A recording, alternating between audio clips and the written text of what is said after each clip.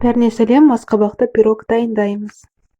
Бізге қажетті заттар асқабақ, қаймақ, ұн, ванильді қант және де қопсытқыш, сұйық май, шымшым тұз, 2 жұмыртқа, содан соң қант. Барлық құрамдар төменгі описаниеда жазылған. Ең алдымен асқабақты біз үккіштен өткізіп аламыз.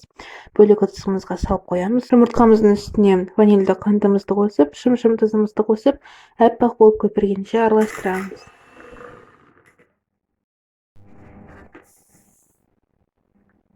Сосын қантымызды қосып, тағы да жақсылап араластырамыз. Енді қаймағымызды саламыз. Қаймақтың қою немесе сұйық болуы маңызды емес. Сұйық майымызды құямыз. Асқабағымызды салып, жақсылап араластырамыз.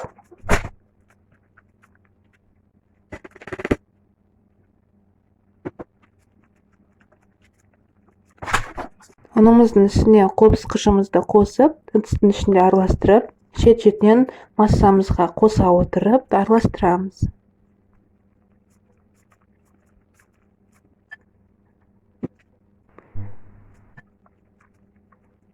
Пирогты пісіретін ыдысымызды майлап аламыз, қамырымызды саламыз. Сіздер кез келген ыдыста пісірсеңіздер болады. Пергамент қағазын қойсаңыздар болады, барлық өз қалауларыңызша. Мінекей біздің пирогымыз 180 градуста қызып тұрған пеште 45 минуттай пісті. Барлығы өзіңіздің пешіңізге байланысты. Астарыңыз дәмді болсын.